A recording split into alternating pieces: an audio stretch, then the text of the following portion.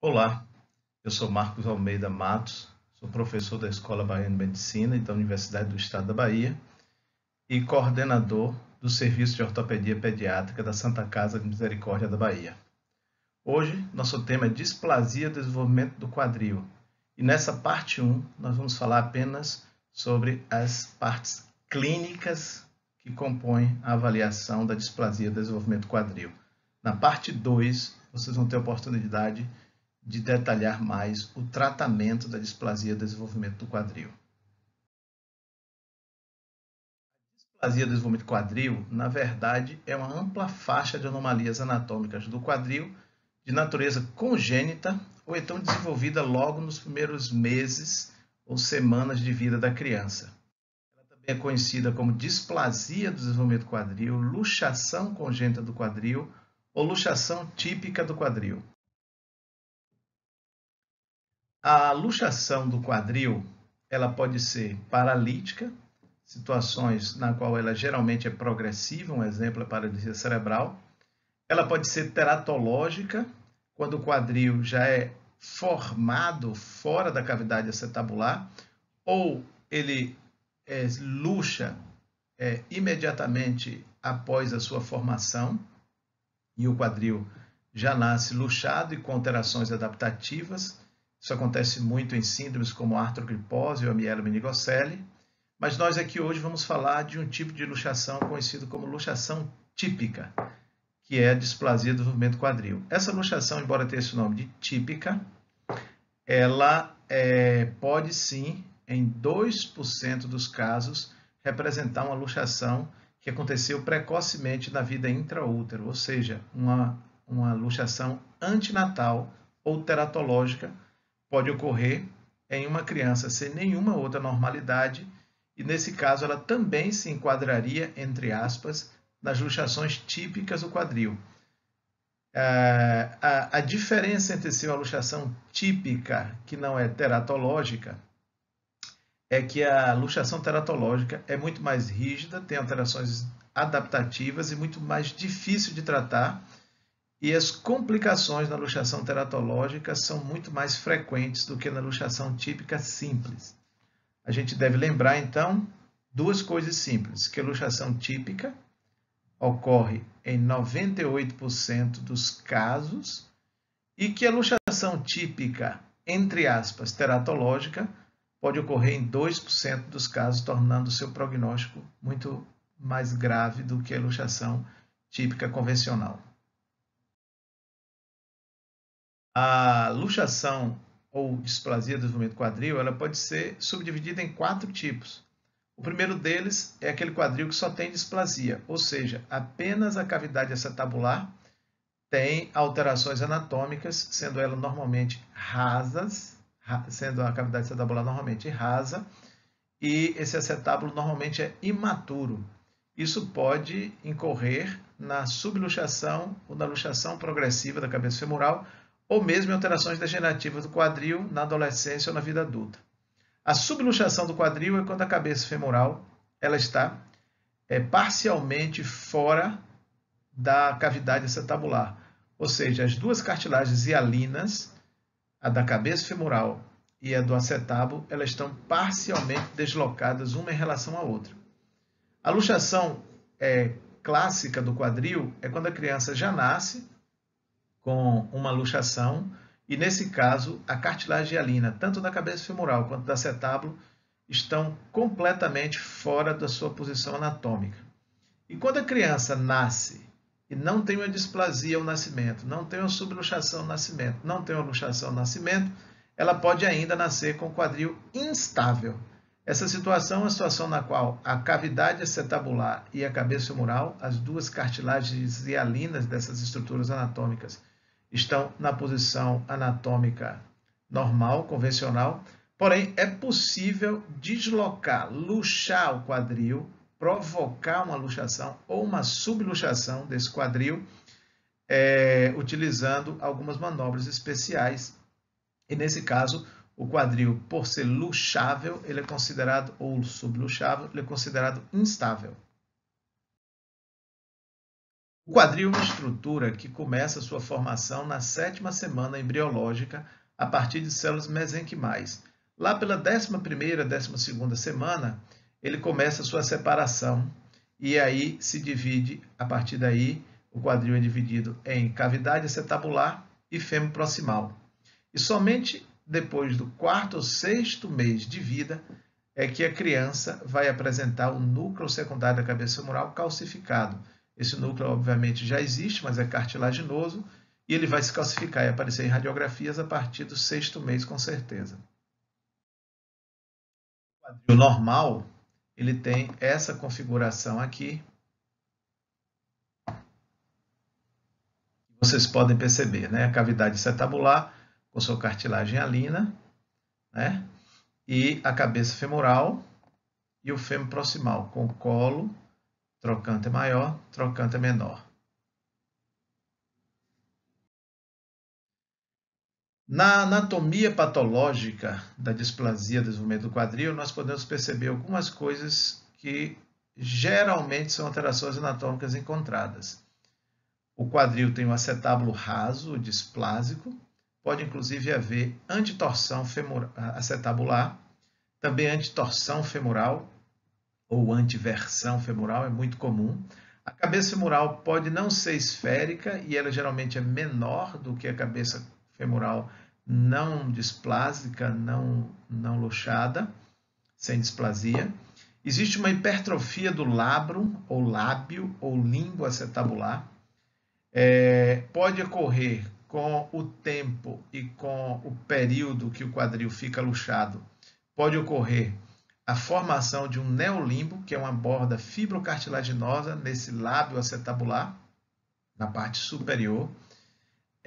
Existe também a hipertrofia do ligamento redondo, que é o ligamento que sai do fundo acetabular para a fossa do ligamento redondo na cabeça femoral, inclusive levando nutrição para a cabeça femoral. E a hipertrofia também do pulvinar, que é um tecido gorduroso que fica no fundo do acetábulo. A contratura do ligamento transverso, também encontrada na displasia do desenvolvimento quadril, assim como o alongamento da cápsula. Essa cápsula, a partir do momento que a cabeça femoral se desloca do acetábulo, essa cápsula também se alonga e, por razão das contraturas e da pressão dos músculos ilio-psoas especificamente, mas também um pouco da ajuda dos adutores, que estão também contraturados, essa cápsula ela pode se apresentar com uma constricção entre a cabeça e o acetábulo, que inclusive impede sua redução, chamada cápsula em ampulheta. É uma constricção que transforma a cápsula em 2 compartimentos, digamos assim, um acima e um abaixo dessa constricção. E, claro, as contraturas musculares, que se iniciam pelo ilio-psoas, os adutores do quadril, mas depois tomam também, claro, com o tempo, né, se deixar sem tratamento, os isquiotibiais e, inclusive, a musculatura extensora do joelho. O que deve ser observado é que tanto o acetábulo quanto a cabeça femoral, se colocados na sua posição anatômica correta, durante muito tempo após o nascimento, eles mantêm a sua capacidade de remodelação. Isso é estimado que possa ocorrer com quase toda certeza até o 4º ano de vida, se a cabeça for reposicionada, e entre o 4º e o 8º ano de vida, muito pouco dessa remodelação pode existir, mas ainda é possível se esperar alguma remodelação nesses quadris. Está a cartilagem acetabular, uma peça anatômica mostrando, e aqui a borda dessa cartilagem articular, chamada também de limbo, de borda ou lábio acetabular. Cabeça femoral, o fundo do acetábulo com o pulvinar, e aqui você tem a cartilagem articular, cartilagem hialina do acetábulo, com sua borda, o seu lábio acetabular, e aqui a cartilagem articular da cabeça femoral. Nós vemos a epífise femoral proximal da cabeça cabeça femoral, mas devemos lembrar que o fêmur proximal tem a epífise da cabeça, a epífise do colo, que se liga à epífise do trocânter maior. E ainda existe uma pequena epífise no trocânter menor. Então aqui nós estamos vendo as 3 epífises no fêmur proximal, trocânter maior, colo e cabeça femoral. E aqui nós estamos vendo um quadril que está luxado. Vocês podem perceber que a cápsula ficou alongada, e ela se dividiu em 2 compartimentos a partir dessa constricção aqui. Um compartimento que contém a cabeça e um compartimento que contém o acetábulo. Aqui nós estamos vendo a borda acetabular, o pulvinar hipertrófico e, logicamente, o ligamento redondo também alongado e hipertrófico. Esse slide está aqui para mostrar o papel do ilho psoas, o tendão do ilho psoas, que se insere no trocânter menor, em produzir essa constricção, um dos principais agentes que produz essa constricção na cápsula articular, transformando a cápsula em uma cápsula conhecida como cápsula em ampulheta. E aqui está também uma importante estrutura, o limbo, ou lábio acetabular. Esse lábio acetabular, no quadril que está subluxado, ele tem uma tendência a se everter. Mas no quadril luxado, ele tem uma tendência a se inverter, inclusive sendo mais uma das estruturas que podem impedir a redução da cabeça femoral no acetábulo. Inclusive, ele pode formar um tecido fibrocartilaginoso novo, que fica na ponta do lábio ou do labrum, conhecido como neolimbo. Aqui está a cartilagem acetabular e o limbo, e esse tecido que se inverteu junto com o limbo e que forma uma borda, já foi também chamado de neolimbo. Eu prefiro chamar isso aqui tudo de limbo, para não confundir e não botar uma nomenclatura limbo, neolimbo, labrum, labro. Então, isso é o limbo acetabular e aqui ele está invertido.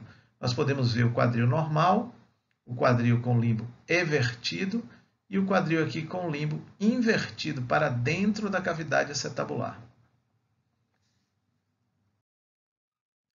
Essa noção de limbo invertido, normal ou evertido, e dizendo muito sobre se o quadril está luxado, subluxado ou normal, ele originou uma classificação do limbo. O limbo tipo 1, que é o normal, que forma na artrografia um sinal conhecido como espinho da rosa. Isso também pode ser visto na ressonância. O limbo tipo 2, que é o limbo evertido, que é o padrão de subluxação. E o limbo tipo 3, que é o padrão de luxação, quando o limbo já está invertido.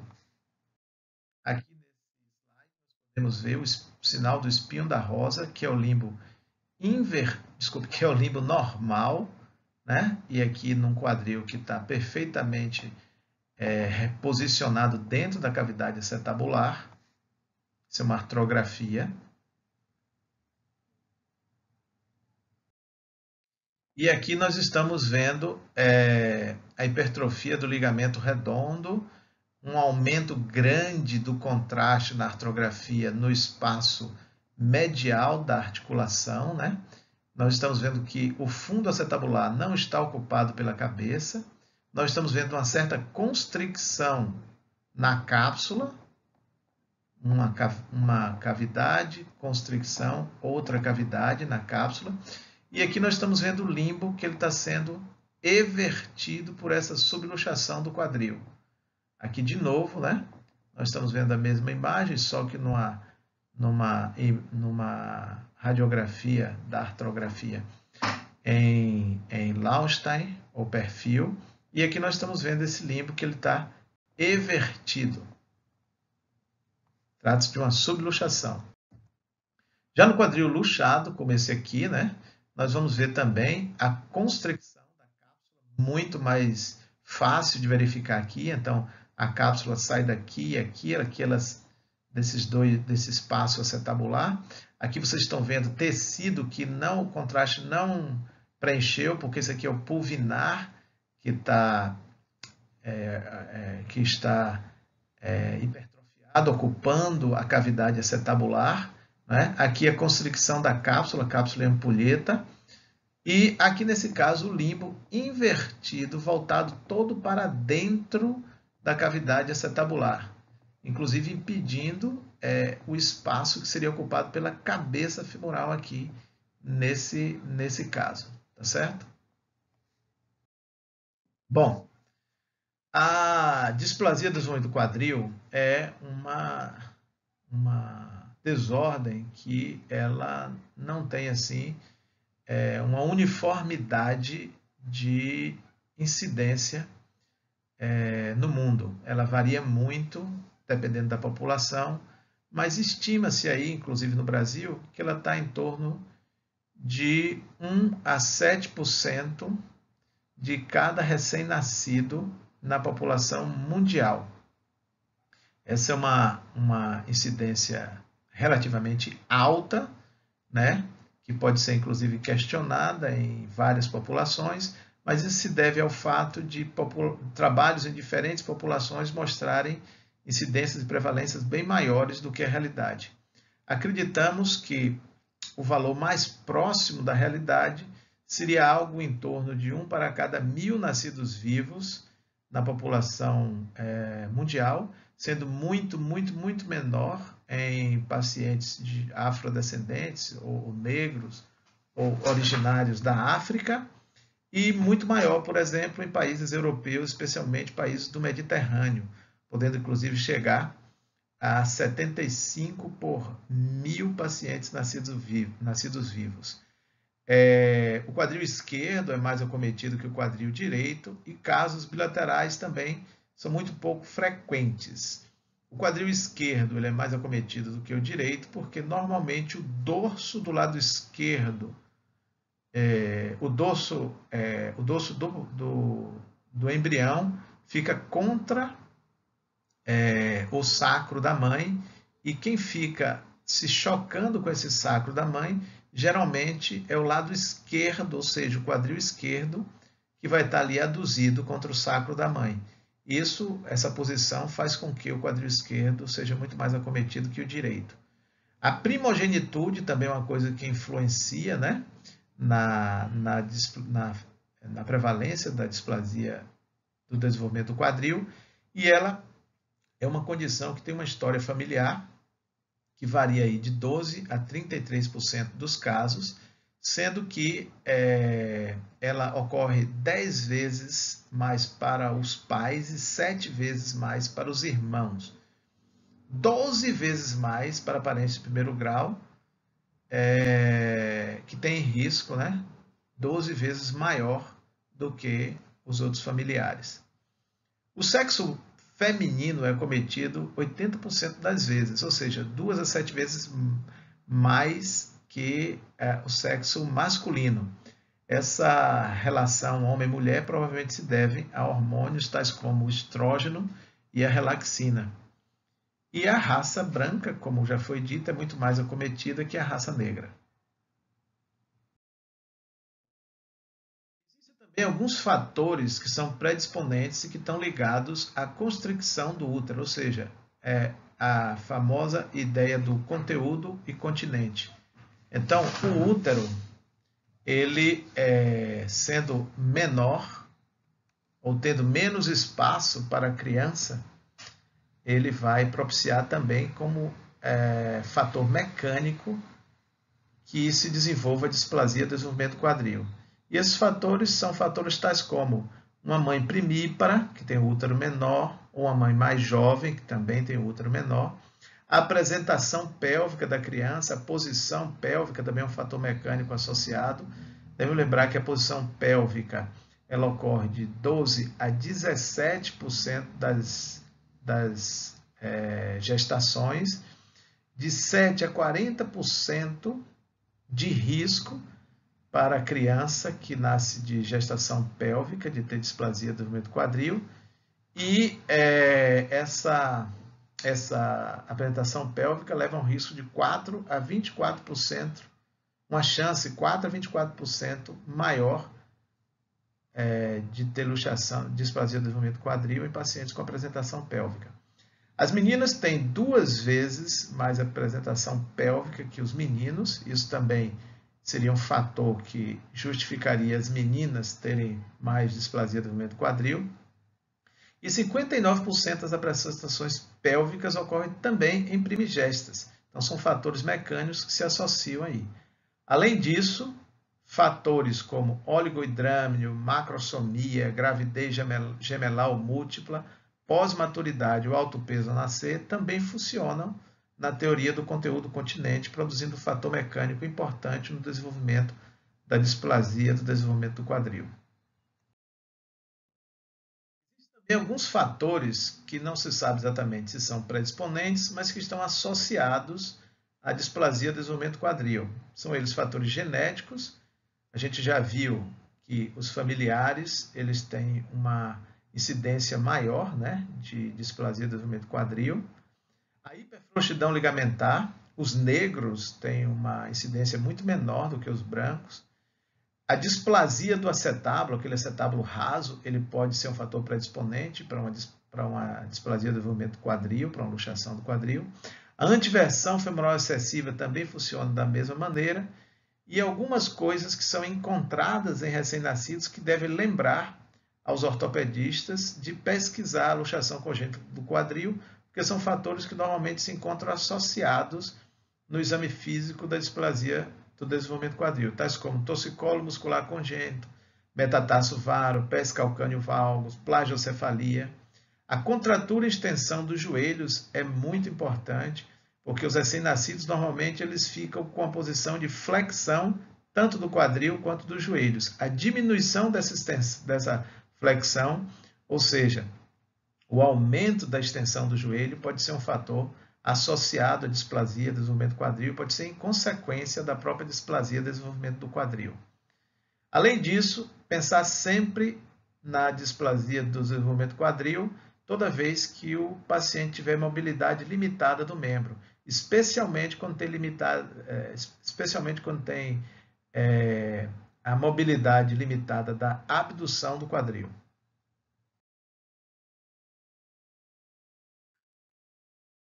Aqui nós estamos vendo um paciente com uma apresentação pélvica, que é um fator associado à displasia do quadril. E nessa apresentação pélvica a gente pode perceber como o quadril é forçado em uma posição que facilmente pode evoluir para a displasia do desenvolvimento do quadril.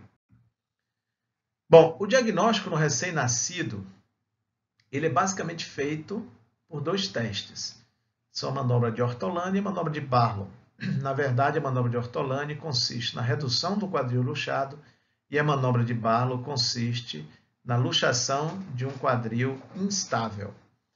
Por isso, alguns autores dizem que a manobra de Ortolani é uma manobra para luxação do quadril e a manobra de Barlow é uma manobra para instabilidade do quadril.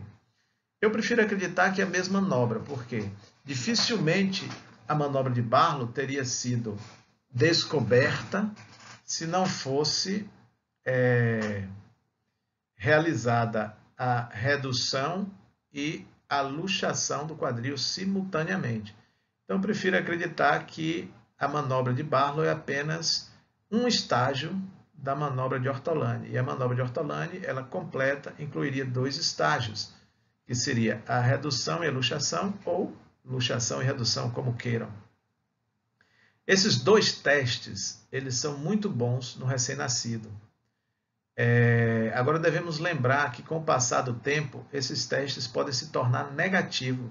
Por quê? Porque aquela frouxidão ligamentar e aquela hipotonia da musculatura, gradualmente, a partir dos 3 meses, elas vão diminuindo. E, inclusive, a contratura em adução e a contratura dos músculos adutores do quadril também é um fator que pode negativar a manobra de Ortolani e a manobra de Barlow. Então, é muito importante a gente entender que essas manobras são mais sensíveis quanto mais jovem for o paciente, especialmente até os 3 meses de idade. Aqui está a manobra de Ortolani, que nada mais é do que a manobra que consiste em aplicar uma tração uma abdução do quadril, e nesse caso a gente obtém a redução da luxação do quadril. Na verdade, é meio questionável se a manobra de Ortolani reduz mesmo, ou ela é apenas o passar da cabeça femoral sobre a borda do acetábulo. E nesse outro slide nós estamos vendo um quadril que, sob tração e adução, ele consegue ser luxado, que seria a manobra de Barlow, ou um dos estágios da manobra de Ortolani, o estágio de redução, o estágio de luxação da manobra de Ortolani. Quando o paciente é mais velho, muitas vezes a manobra de Barlow ou de Ortolani são negativas, especialmente quando existe limitação da abdução por tensão ou contratura dos adutores. A partir daí nós vamos ver outros sinais que já podem ter estado presentes antes, mas que são extremamente importantes depois que a manobra de Ortolani ou Barlow é duvidosa ou negativa. Um deles é o encurtamento da coxa, que é o sinal de Galeazzi. Outro, a simetria de pregas, é o sinal de Peter-Bates. Pode ser a simetria de pregas glúteas e guinais, ou até de pregas labiais, no caso das meninas. Os quadris luxados, eles são mais altos e alargam mais a pelve, e isso produz essa diferença, essa simetria nas pregas. As pregas poplitas também do joelho, elas podem ser assimétricas, e o joelho normalmente tem um grau de flexão menor do que o normal. Já falamos na, entre aspas, contratura e extensão do joelho, que é uma característica que pode levar à suspeita de displasia do quadril. O paciente também pode apresentar hiperlordose, sinal de Trendelenburg. Esse sinal de Trendelenburg nada mais é do que a insuficiência do médio glúteo, porque ele faz um braço de alavanca, tendo como um dos centros desse braço de alavanca a articulação do quadril, e ele vai produzir a marcha anserina ou marcha de Trendelenburg. Duas linhas podem ser traçadas, imaginárias, óbvio, né? Podem ser tratadas no quadril do paciente com luxação. A primeira linha é uma linha que vai do umbigo ao trocânter maior. Essa linha ela deve cruzar a espinha ilíaca antero-superior.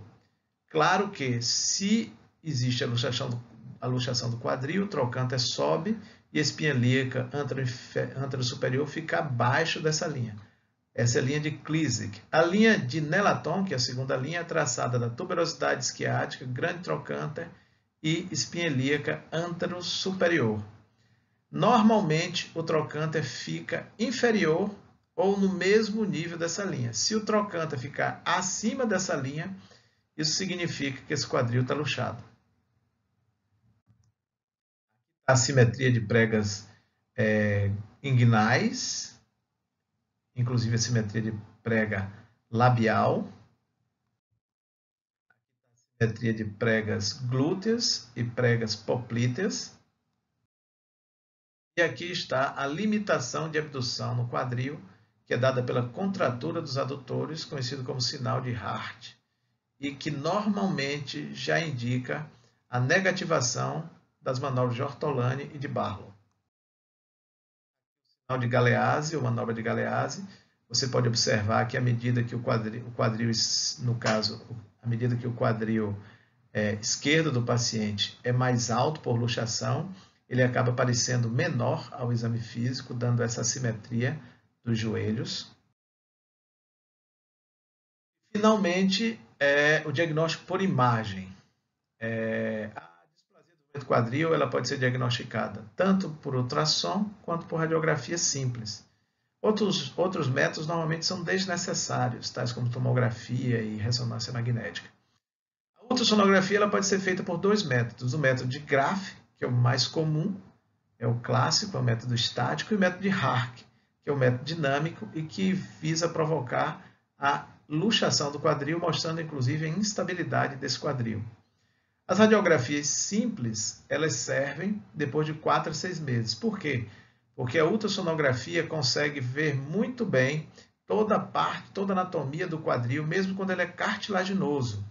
E vocês lembram que o núcleo secundário de ossificação da cabeça femoral, ele se ossifica em torno de 4 a 6 meses após o nascimento. Então, antes de 6 meses, o ultrassom é o método de escolha. E a radiografia, ela é o método de escolha a partir dos 6 meses, porque ela já consegue mostrar o núcleo de ossificação secundário da cabeça, isso em quase todas as crianças avaliadas. O método que a gente usa para avaliar a luxação da cabeça femoral é o método de Tones. Esse método de Tones, que depois foi aperfeiçoado pelo International Hip Dysplasia Institute, ele necessita do traçado de algumas linhas. A linha Y, ou linha horizontal de Hilgenheiner, deve ser traçada no raio-x da pelve em AP, e uma linha vertical, que é conhecida como linha de Perks ou linha de Obredani.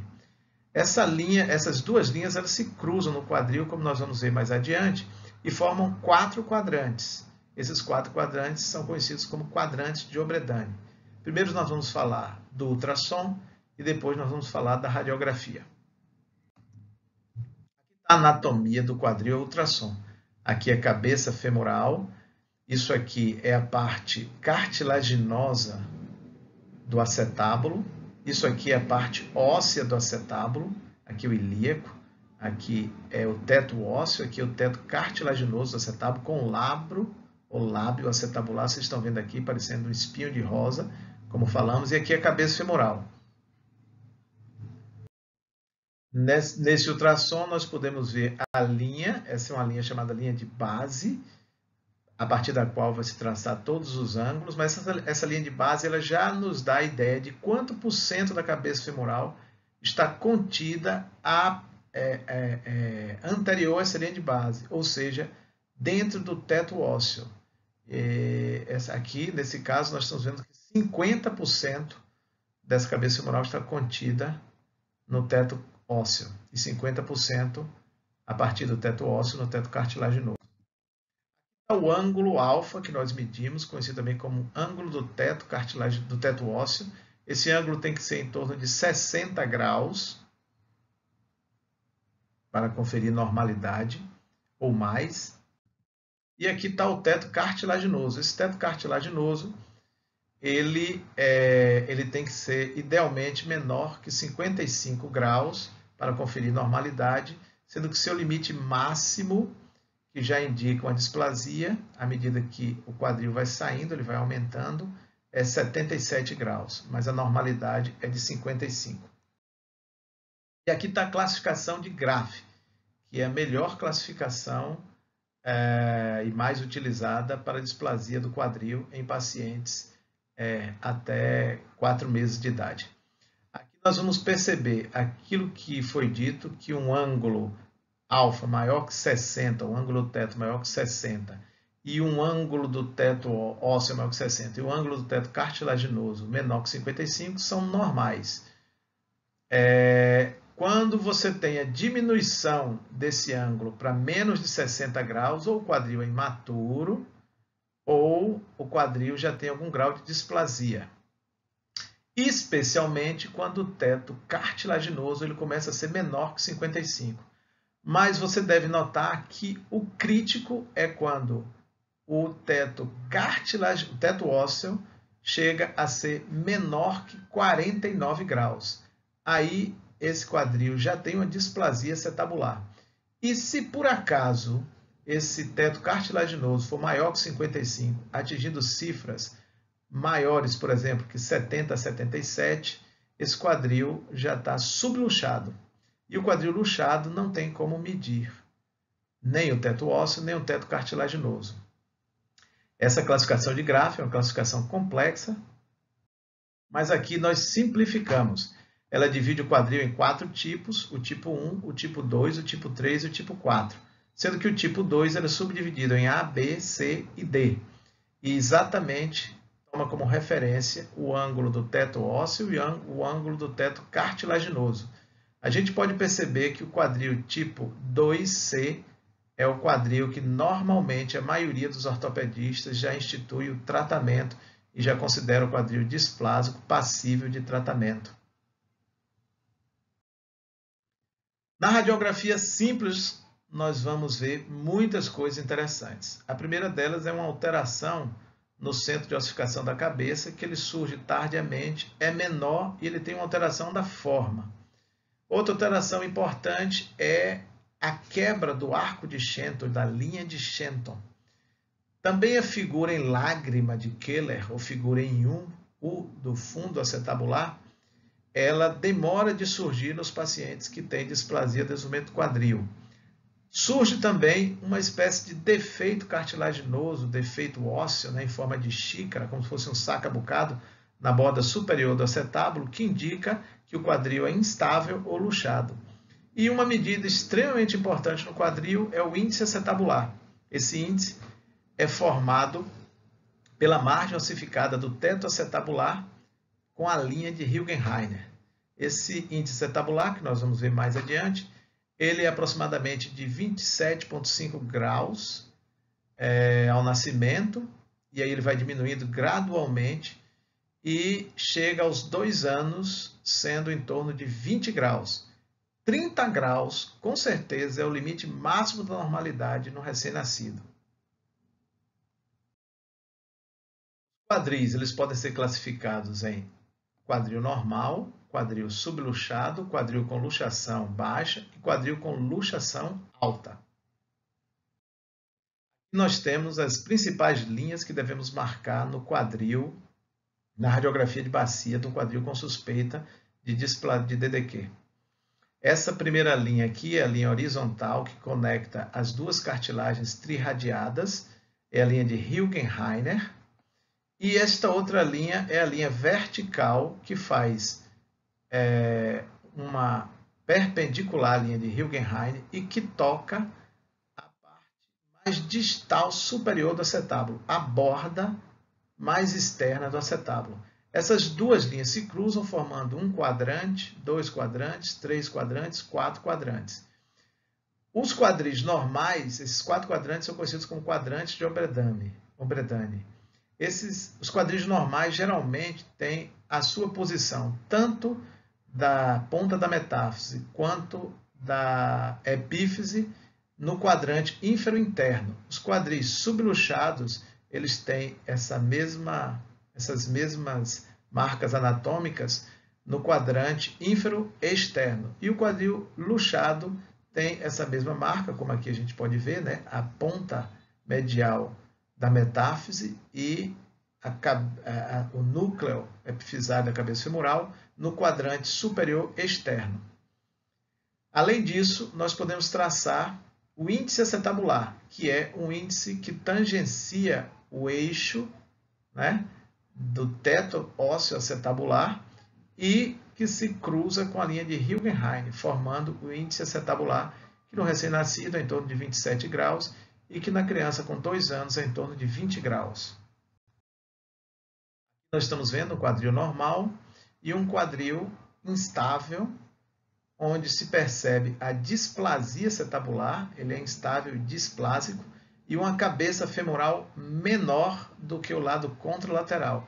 Esses dois sinais já são sinais de instabilidade e displasia de quadril.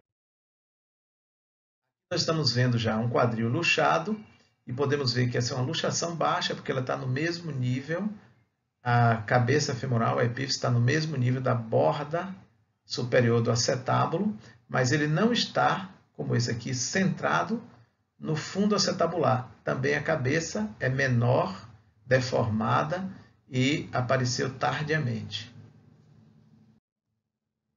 Aqui está o mesmo quadril, feito a linha de Perks, a linha de Hilgenreiner, e mostrando que esse quadril está aqui, ó, no quadrante, entre o quadrante inferior e o quadrante superior. Aqui uma outra linha extremamente importante, que é a linha de Shenton, é o arco que é formado entre o forame obturatório e o colo femoral. Eles se continuam como se fosse um arco. E no quadril luxado ou subluxado, esse arco é quebrado. Então, a quebra da linha de Shenton também é um importante sinal da luxação ou da displasia do desenvolvimento do quadril. Esse slide está apenas para que a gente veja que mesmo no ultrassom, precocemente, já é possível se ver aquele defeito em forma de xícara na borda acetabular ou incisura acetabular. Veja que o acetábulo normal no ultrassom, ele é redondinho, né? E que num quadril instável, subluxado, ele passa a ter esse defeito em forma de xícara ou ele é pontiagudo. Aqui esse mesmo defeito em forma de xícara, num quadril subluxado, ele está abaixo e está no quadrante ínfero externo, então quadril subluxado, o defeito, note ou incisura acetabular e a cabeça femoral menor e mal formada. E também a quebra do arco de Shenton, vocês podem notar aqui em relação ao lado contralateral. Existem duas classificações radiográficas para a displasia do desenvolvimento do quadril. A primeira classificação é a classificação de Tones. Ele considera o quadril normal quando o centro da cabeça femoral está no quadrante ínfero interno. Subluxado quando está no quadrante ínfero externo. Uma luxação baixa é quando a cabeça está em nível com a borda acetabular. E uma luxação alta é quando a cabeça femoral está no quadrante superexterno. A classificação do International Hip Dysplasia Institute, ou IHDI, ela apenas modificou um pouco a classificação de Tones. Ela considera não mais a borda acetabular superior, mas ela passa a considerar, ela não considera mais o centro da cabeça femoral, mas ela passa a considerar um ponto chamado ponto H, na metáfise, na parte inferior medial da metáfise do fêmur proximal. E esse ponto, então, é seguido e se verifica onde ele está. Se ele está lateral à linha de Perks, se ele está abaixo da linha de Hilgenheiner, ou se ele está superior à linha de Hilgenheiner. Aqui está a classificação de Tones, que considera a borda superior do acetábulo para fazer os quadrantes e considera o centro da cabeça femoral. Então, aqui nós temos quadril normal, o quadril com subluxação, quadrante infrainterno. Aqui, no nível da borda acetabular, é uma luxação baixa e aqui acima uma luxação alta.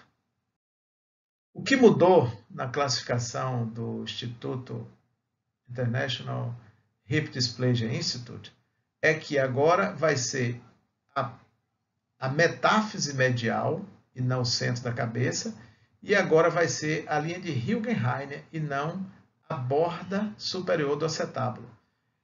Nesse momento nós temos o quadril normal e, traçando uma diagonal, conseguimos dividir o quadrante superexterno em duas partes. Se a metáfise medial estiver na metade inferior desse quadrante, é uma subluxação. Se estiver na metade superior, é uma luxação baixa. E se estiver acima da linha de Hilgenheiner, é uma luxação alta. Agora que já vimos todas as características clínicas da displasia do desenvolvimento do quadril, resta-nos falar sobre o tratamento da displasia do desenvolvimento do quadril. O tratamento da displasia do desenvolvimento do quadril, ele tem o objetivo, primeiro, de dar o diagnóstico precoce. É parte fundamental do tratamento. Depois, propiciar uma redução concêntrica da cabeça femoral e que essa redução se mantenha estável na cavidade acetabular. Porque, como dissemos, se a cabeça femoral se mantiver estável dentro da cavidade acetabular, existe o potencial do desenvolvimento tanto da cabeça femoral por remodelamento, quanto do próprio acetábulo. Isso significa que quanto mais velha for a criança, pior será o prognóstico e mais difícil será alcançar esses objetivos do tratamento.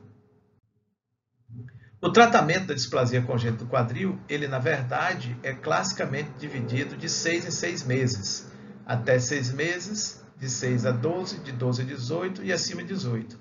Aqui eu prefiro dividir entre antes da idade da marcha e depois da idade da marcha. Por quê? Porque muitas vezes esse tratamento pode se sobrepor. Um tratamento que seria indicado para crianças a partir de 12 meses pode muito bem ser necessário numa criança menor de 12 meses, entre 6 a 12 meses.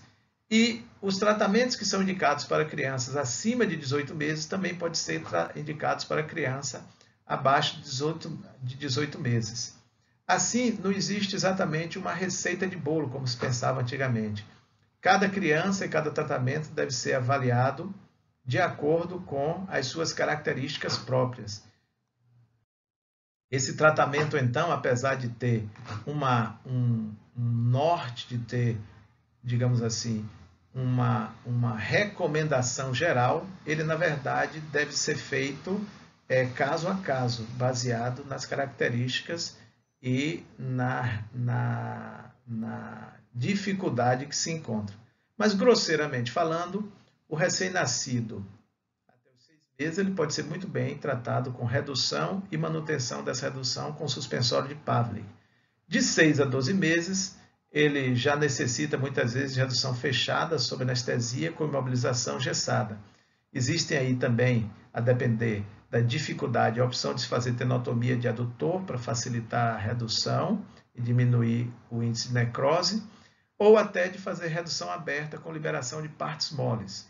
Após a idade da marcha, de 12 a 18 meses, o mais indicado e o mais recomendado é a redução fechada com tenotomia de adutores e imobilização gessada, mas também a opção de ter que se fazer redução aberta, se isso não funcionar, se a redução fechada não funcionar, com liberação de partes moles.